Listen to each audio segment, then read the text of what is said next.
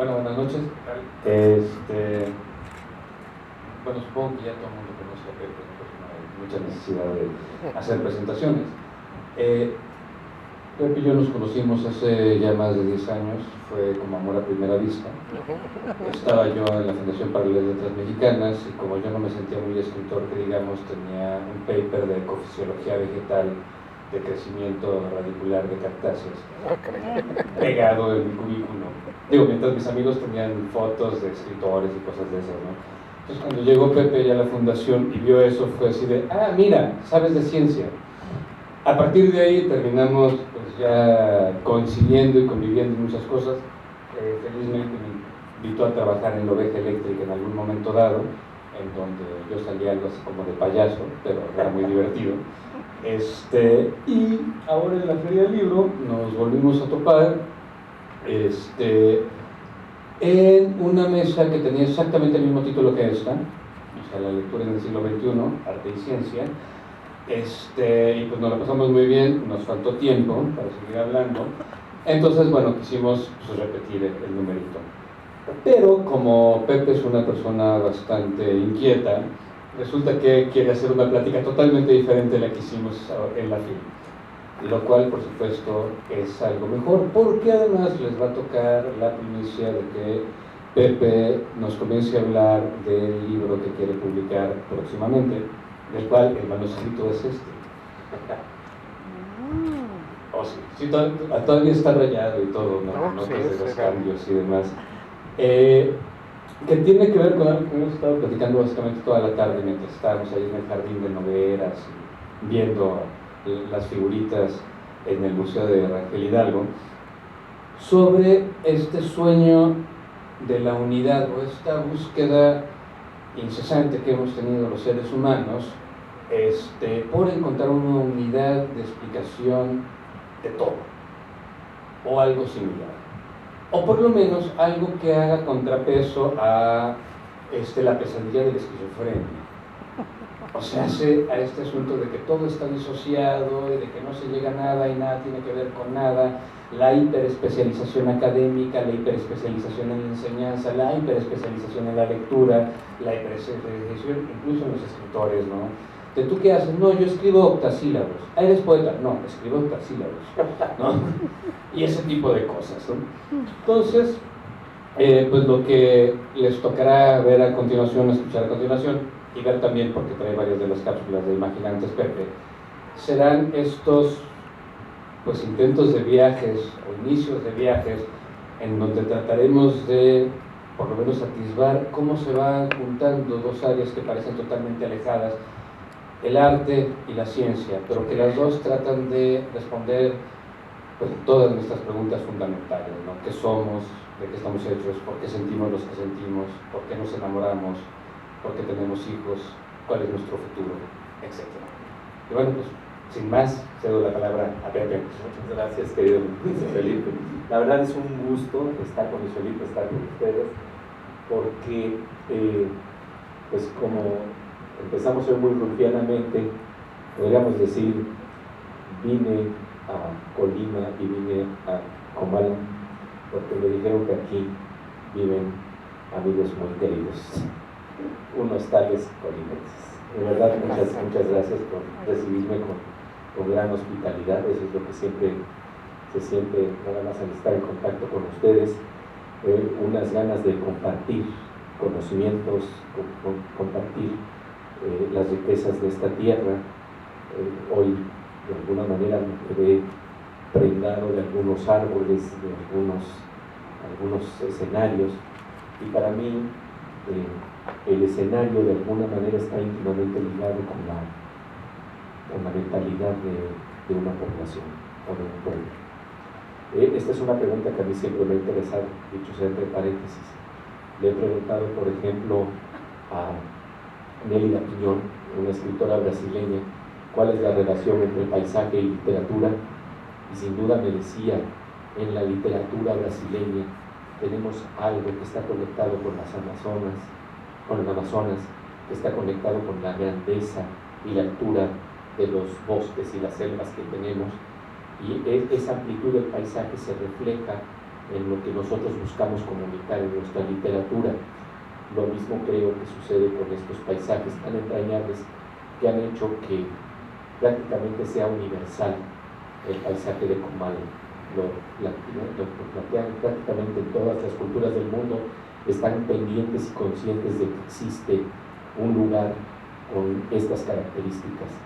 De hecho, me acuerdo que en alguna ocasión escuché una noticia en un periódico en donde se decía que se había traducido a Juan Rulfo al chino, y entonces a mí me pareció muy interesante la nota, entonces la empecé a rastrear, y entonces me pareció genial lo que decían los chinos de Juan Rulfo, porque les empezaron a hacer preguntas de cómo leían a Juan Rulfo, y decían, pues claro, cuando leemos a Juan Rulfo nos damos cuenta de que Juan Rulfo es chino. Y entonces, esta es la universalidad de la literatura, esta es la universalidad de Comala, y es esa universalidad que en el fondo nos está convocando a conectarnos, a darnos cuenta que a pesar de la fragmentación en la que vivimos, hay un sueño de interconexión, y hay de repente momentos o instantes como esto que pasa en la cultura china con Rulfo, que nos habla de que estamos más trenzados de lo que podríamos imaginarnos. Esta búsqueda de la interconexión está presente en la literatura y en la ciencia, y para mí constituye una clave para leer el siglo XXI, para de veras entenderlo desde el fondo, desde el corazón mismo de lo que quiere decir la literatura y la ciencia, como posibilidades de abrirnos los ojos. Entonces, lo primero que quisiera plantearles es algo que es un nuevo proyecto que se llama Colisionador de Ideas, en donde vamos a asomarnos un poquito a la idea de tratar de buscar nuestros orígenes comunes, porque al final del día resulta que estamos hechos del mismo polvo de estrellas, muy distintos en la superficie, pero con los mismos átomos que se cocinaron en las estrellas. Entonces, la búsqueda del origen prácticamente cuando pasa por la ciencia nos deja un sabor maravilloso de lo que quiere decir una gran aventura del conocimiento. Entonces, sin más preámbulo, quiero presentarles esto para que luego lo comentemos un poquito y así nos vamos platicando con Luis Felipe, porque realmente siempre que estoy con Luis Felipe se juega una conversación maravillosa por las resonancias que, como hemos visto, tenemos desde hace mucho tiempo. Entonces, esto se llama colisionador de ideas. Si le quieren subir el volumen, a ver, aquí. Ya se ve.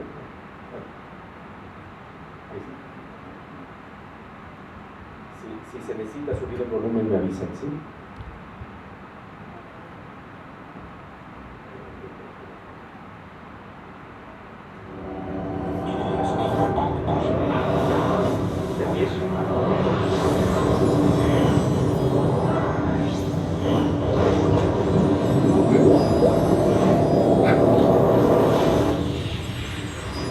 Colisionador de ideas.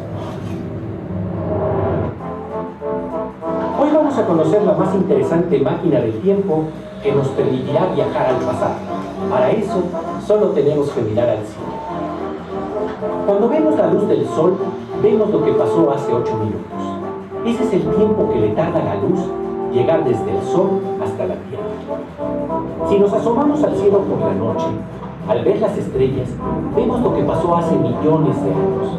Cuando ya no podemos ver las estrellas, las escuchamos a través de radiotelescopios y nos vamos todavía más lejos hacia el pasado. Ahora vamos a cambiar de perspectiva. Vamos a hacer un experimento mental. Imaginemos que alguien desde una lejana galaxia desarrolla unos instrumentos para observar el planeta Tierra. Podría estar captando la luz que llega del pasado y vería con un poco más de enfoque el momento mismo en que se construyeron las pirámides de Teotihuacán. Ahora volvamos a la vista del cielo desde la Tierra con los instrumentos que ya tenemos. A través de aparatos maravillosos, todavía llegamos más lejos en nuestra máquina del tiempo y exploramos lo que los científicos llaman radiación de fondo cósmico. De esta manera, la ciencia ha llegado a detectar el origen del universo, que ocurrió hace 13.800 millones de años en lo que se conoce como el Big Bang. El poeta mexicano Jorge Hernández Campos le llamaba el gran polvo. Lo interesante es que esa radiación puede ser detectada por nosotros mismos. El premio Nobel de Física George Smoot me dijo en una ocasión que cuando estamos escuchando la radio en la noche y ya no hay transmisiones, en esa neblina acústica escuchamos unos ruiditos que pueden ser causados por la interferencia electromagnética de un refrigerador. Pero aquí y allá, lo que estamos escuchando son sonidos que provienen del Big Bang, del origen del universo. Les tomó miles de millones de años para llegar hasta donde nos encontramos. Estamos escuchando nuestro origen. Se trata de un viaje cósmico que es como el de una serpiente que se muerde la cola. Parece fábula, pero es una historia que nos trae la ciencia. Si le pusiéramos el nombre de un cuento, lo podríamos llamar Cuando el origen nos alcanza. En ese momento se encienden nuestras neuronas y se despierta la sonrisa de la inteligencia.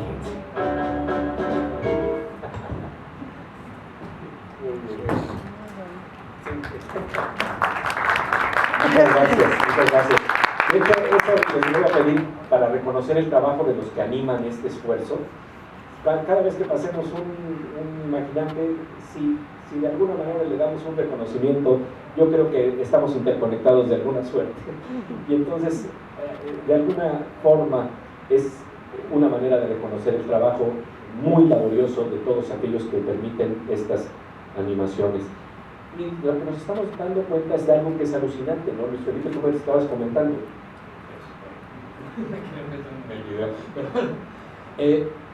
Cuando uno ve este tipo de cosas, es algo que pasa, no sé si hay alguien aquí que haya estudiado ciencias. ¿De cuál? Química. Química. Química y física, ambas. Eso. Nada más.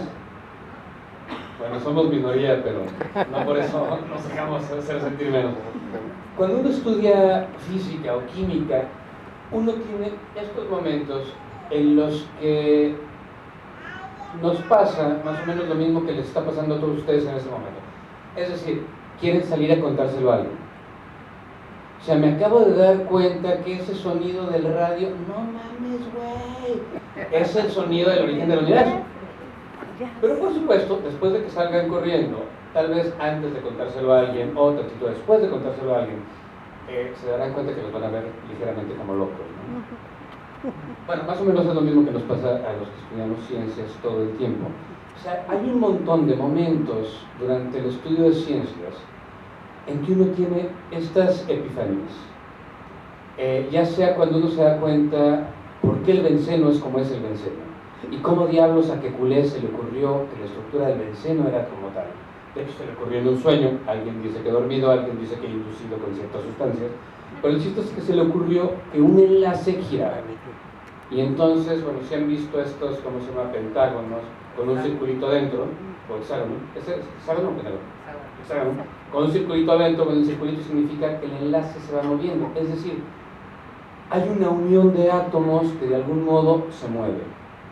Por supuesto que Kekulé en el siglo XIX no tenía la menor idea de cómo demostrar eso, pero el modelo funcionaba. Y esta maravilla, o igual con Mendeleev, ¿no? Cuando resulta que plantea la tabla periódica y dice, bueno, aquí faltan cosas, no importa, las encontraremos. O sea, ¿a poco no es maravillosa esa certeza? Aquí hay algo que sé que debe de existir aunque no lo conozca. Y eso, obviamente, se empieza a parecer a las cuestiones que tienen que ver con las artes. O sea, en un momento dado dije epifanía. Y epifanía es lo que nos provoca un buen cuento o un buen poema. O sea, en este momento en que nos damos cuenta de que el mundo puede ser de otra manera. O esta esperanza, bueno, también, pues esta esperanza de voy a encontrar algo que no sé qué está. Bueno, no se parece a la esperanza que teníamos o tenemos todos en algún momento dado con ciertas cosas de nuestra vida. O sea, voy a encontrar el amor de mi vida. ¿Sí? O sea, sí, eventualmente lo encuentras. Bueno, hay gente que se empeña en no hacerlo, pero esa es otra cuestión, ¿no? O sea, la ciencia de algún modo nos hace posible también esta fábula, o esta fábula casi infantil, de encontrar lo que buscamos, aunque no tengamos ninguna pista de por qué lo vamos a encontrar. De hecho, también Mendeleev, a la hora que planteó su tabla periódica, básicamente se estaba basando más en su intuición que en ningún tipo de ciencia pura y dura como la conocemos actualmente, ¿no? Y por supuesto, una de las fantasías que tenemos todos y que existe en la literatura es justo lo que acabamos de ver, ¿no? Es posible viajar en el tiempo. Y si pudiéramos viajar en el tiempo, ¿qué veríamos? O si encontráramos a otra civilización, ¿qué es posible que nos vea antes? ¿No? Sí, imagínense que en este momento, si nosotros estamos viendo, a mí lo que me parece alucinante es que cuando, sobre todo aquí en el cielo de Colima se puede, si uno ve el cielo, lo que está viendo es lo que pasó hace millones de años. Pero entonces hagamos el ejercicio al revés. Entonces resulta que apenas les estaría llegando la luz, pero de cuando estamos hablando de los tiempos de la pirámide de Teotihuacán. Y entonces, aunque nosotros estamos en presente, desde allá nos están viendo el pasado todavía, y nosotros estamos viendo el pasado de un mundo que a lo mejor ya no existe. De hecho, hay estrellas que ya han desaparecido, y lo que nosotros estamos viendo son sus últimos resplandores que nos están llegando ahorita, pero eso ya desapareció. Y esto realmente nos habla de una conexión extraña y que hay una imaginación enorme en la ciencia para tratar de crear instrumentos para penetrar esos mundos que estarían vedados a nuestros sentidos. Ahora, lo interesante es que la literatura también propone estas búsquedas. Me voy a permitir leerles por primera vez en términos públicos el primer capitulito de este libro que estoy creando, que se llama El inconcebible universo, y que tiene que ver con estos sueños de unidad de la naturaleza. Sueños que se han explorado tanto por la ciencia como por la literatura, y luego veremos un resumen de esto en un imaginante nuevo que pronto yo creo que lo vamos a poder ver. También aquí es una de las primeras veces que lo vamos a ver públicamente.